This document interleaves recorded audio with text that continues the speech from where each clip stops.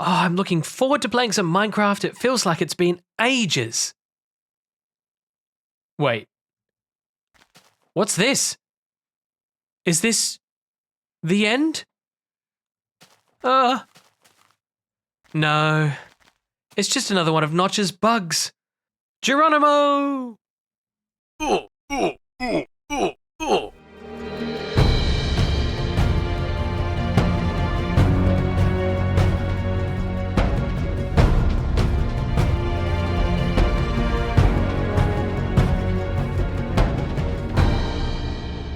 Hello everybody, welcome back to Minecraft The Journey with me, BugmanCX. This is the Let's Play series where we've been upgrading our survival world of Minecraft through every version of Minecraft right from the very beginning, and we'll continue upgrading all the way through to the current modern day release. Whatever that is, whenever we get there, one day we'll get there, I'm sure.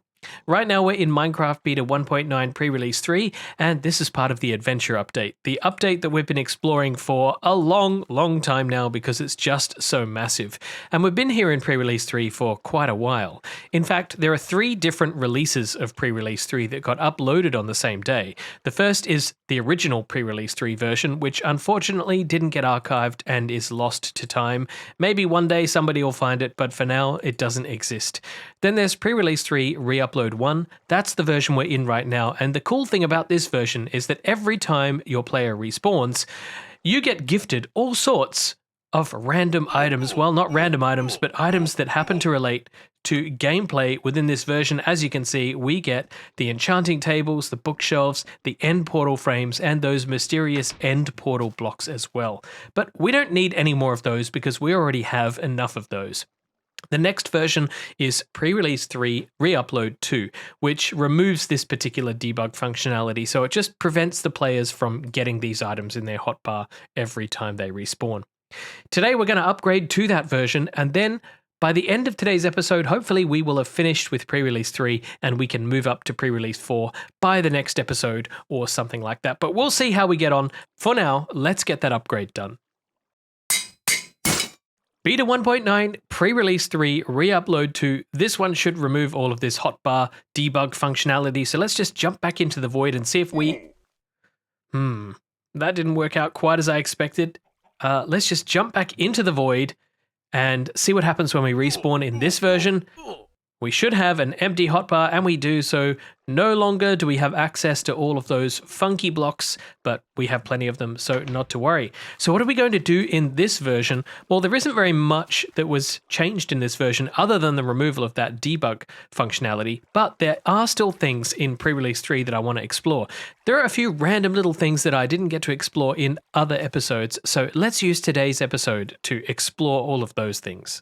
Now, first things first, you might have noticed in previous episodes when we were in particularly laggy areas like this one, anytime I pull up the F3 screen, you can see a brand new debug pie chart down there in the bottom right-hand corner.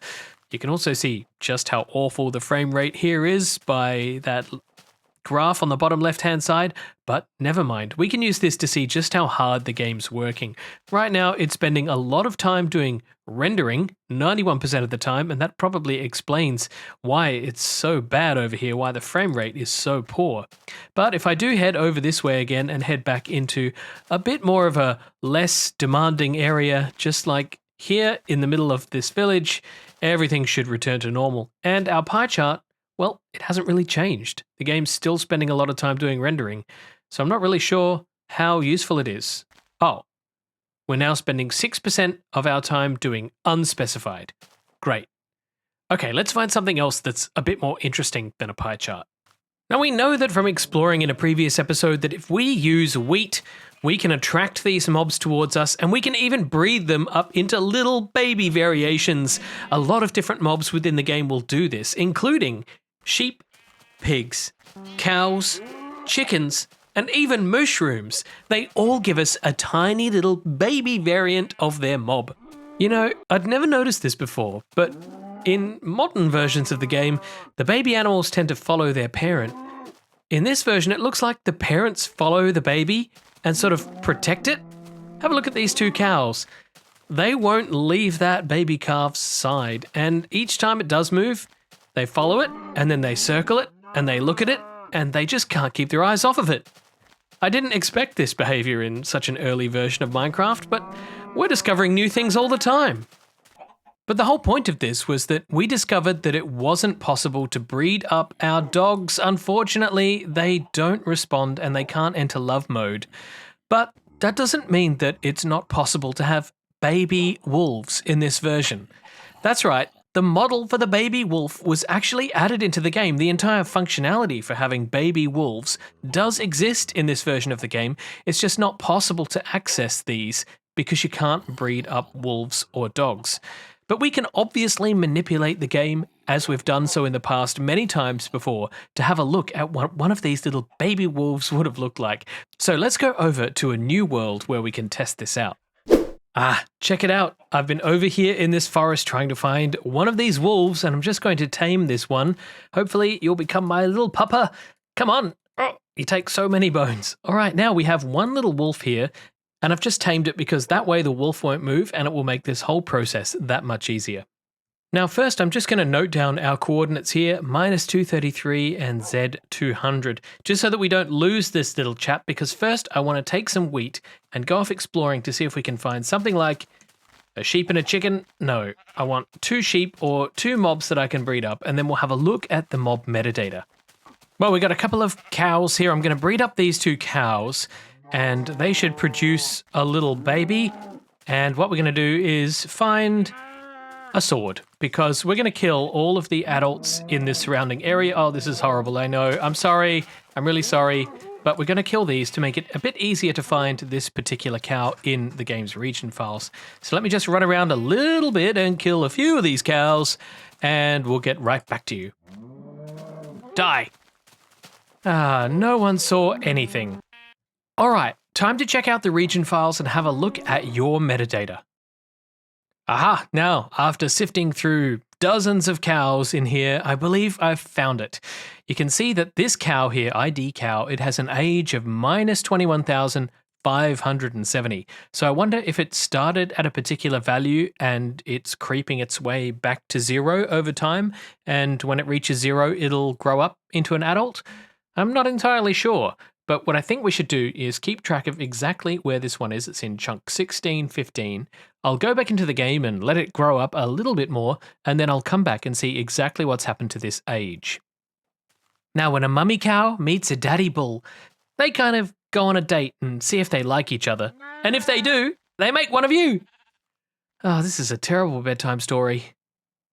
I spent a couple of minutes hanging around with our bovine baby in that world, and as you can see, its age has now increased to -19,291. So it's increased from -21,000 to -19,000, and it should continue to increase until it reaches 0, I assume. Now, why is this important? Well, let's go back into the world and have a look at our little doggy.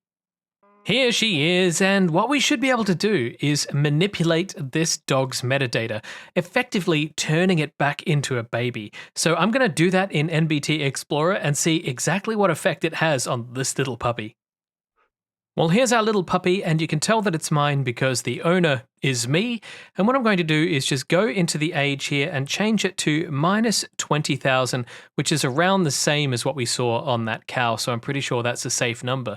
So if I save this region file and go back into the game, let's see what's happened to our little puppy dog. And oh, look at that. It's adorable. It's a cute little puppy dog. So there's the proof that baby wolves do actually exist within the game, and obviously this one is the tamed variant because it's got the bigger eyes. We could do the same thing with a wolf if we were able to find one in the wild, but this is great. So there are little baby dogs and baby wolves available in this version. You just can't access them through normal means. But eventually this thing will just grow up and become a normal dog again. Oh, look, she's following me. Oh, it's so cute. Intruder alert! Oh, actually, you hurt quite a bit. But I really should wear armor. Okay, let's just sneak past you and pick up all of my stuff again. And this time, why is that duplicated? Oh no. This game, I tell ya, this game. Okay, let's just dispose of you. Oh, we got ourselves an ender pearl. That's cool. Now, what am I going to do with all of these shovels. I don't really need that many shovels, but let's see if we can find a free chest here. And do these exist or what? No, they're not real. So I'm guessing if I actually use them, they'll disappear, because we've seen in the past that ghost items like this don't tend to actually do anything. But I'll put them all in this chest here and we'll just see what happens. This game has so many bugs. Speaking of bugs, I'm in creative mode here on a multiplayer server because there's another interesting bug that I want to explore in Minecraft Beta 1.9 Pre-Release 3 that exists between this version and Release 1.0, and it has to do with world generation. Now, I think it's no secret anymore that the end is coming. It's going to be a new dimension, and in order to prepare for that, I think Notch had to do some work in the game code to get ready for when that would become an eventuality. And you might also remember that in Beta 1.6, we got our first glimpse at the Skylands, that experimental biome way up there in the sky. Well, it was sort of a biome, but it was also sort of a dimension, a different place altogether. And in our world, we managed to generate chunks in our own existing Minecraft The Journey world by enabling that functionality within the game's code. Here in multiplayer, something's going on. Something causes the world to generate with Skylands type terrain generation right here in the overworld. So in order to explore that, what we're going to have to do is try and find the spawn chunks. Right here you can see these two glass pillars, and that's because this is 0, 0, and at 0, 0, oh I can't see, there we go, at 0, 0 is a stronghold. That's how things generate. Now, the spawn chunks are going to be nearby, but they're not going to be at 0, 0. So if I just fly around for a little bit, I should be able to spot them, because as far as I understand this, they should start to... Hello, skeletons! Suckers. Anyway, they should start to generate as Skylands terrain. So if I just fly around for a little bit, hopefully I'll see it. Oh, this could be it. This looks promising in a strange way. This is just a big gap in the world. Aha, look at that. It's not very big, is it? But this is certainly Skylands generation based on what we've seen before. So let's go down here and take a bit of a closer look. Right here we've got the void beneath us, and this looks like some sort of little island. It's not as big as I thought it was going to be, and it's not very interesting to look at, is it? So let's just jump onto this island here. Maybe what I'll do is try this out in a few different world generations and see if I can find one that's interesting. I've got this one here, which looks like it might be a little bit bigger than the last one, and it's certainly got that classic island generation here. It does seem to go on for a fair way, at least quite some distance, and there's the end of it right there. So for some reason, it always generates in this little slice like this, although I have seen a couple of videos, I'll put links to them down in the description below, where people have... Oh, is that more of it over there? Or was that just... Oh, look at this! Aha, okay, so for some reason, I found only this slice, but right here next to it is actual Skylands generation. Wow, okay, this is quite impressive. I was saying there are videos showing this, and I will put a link down in the description below to one of them which I was looking at, but look at that, we have the Skylands back again. Unfortunately though, we won't be able to get this in our Minecraft The Journey world, because this only happens as of the spawn chunks, or nearby to the spawn chunks. That's my understanding anyway. As you can see, it's stopped right here and it's resumed normal world terrain again. And in fact, if we have a look at F3, our coordinates are pretty much near to the middle of the world here, so it definitely has something to do with that. And if we were to try and do this in our own world, we'd just be overriding chunks that we already have, and I really don't want to do that. But let's go and explore these Skyland chunks for a little bit and see if there's anything different about them. I shouldn't imagine so. The Skylands used to generate just as plains type biomes, and my understanding of this bug as well is that because this terrain generation will always generate like this, like a plains biome, that when you put this back into single player mode, the game will just convert these biomes into plains biomes, and there won't be anything special about them. Even if there was supposed to be a different biome at that particular location in the world, it'll just be a plains biome. Although there is biome transitioning going on here. This could be one of those ones which I've forgotten the name of. This could be a swamplands because it's bright green grass. Actually, this is quite large, isn't it? Oh, we're heading back over to the edge of the world again. Yeah, no. This is massive. This is much bigger than I expected. Wow. Now, why are these chunks generating in the first place? As I said, it has something to do with Notch testing out the new dimension code for what will become the end. And my understanding of what's happening here, and those who've been through the game code might understand this better. My understanding of what's happening here is that instead of saving these generated chunks in the end dimension or the future end dimension, the game is just generating them here in the overworld chunks instead.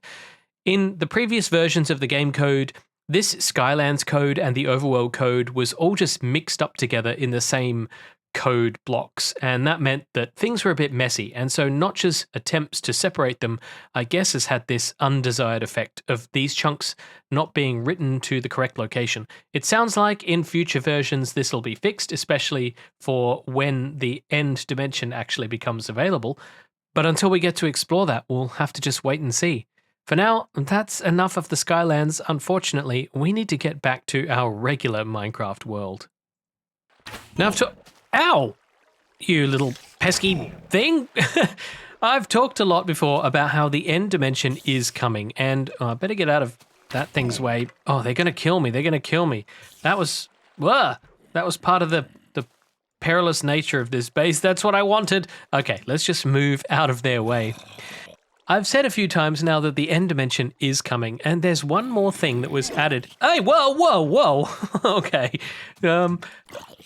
You took me by some surprise. Where did that... Yeah, there must be some dark spots up there. Anyway, will I ever get this bit done? Anyway, concentrate. So, the end dimension is coming, and there are some additions to this version of the game as well, which are not yet implemented into the game, but we have a texture that was added to the game's texture files in preparation for something. I think when I show it to you, you'll know what it is. Have a close look at that. It's some sort of white cobblestone-like texture. It's pretty weird, isn't it? Well, if you know what this is, let me know down in the comments below. You've probably got a clear idea by now, given the sorts of things that we've been looking at and talking about today, but a lot of players at the time had no idea what this particular texture was because they didn't all know what was coming. We do. We know what's coming. Let me know what you think it is in the comments below. Well, ladies and gentlemen, we've reached the end. The end of the episode. That's right. That pun is never going to get tiring. I assure you, you won't hear me say it ever again. Okay, that's a lie. You're going to hear it a lot. I'm sorry in advance for that, but we have a lot of end dimension stuff to explore in the upcoming episodes, so I just can't help it. I can't help myself. But thank you all for watching, and I will see you all in the next episode. If you enjoy my content, then please feel free to check out my links below, join my Discord, or support me on Patreon, or click the YouTube thanks button below to support me directly. But for now, I want to say a huge thank you to my wonderful patrons, and I will see everybody in the next episode. Until then, this has been BugmanCX. You've been watching Minecraft The Journey. Now this is the end.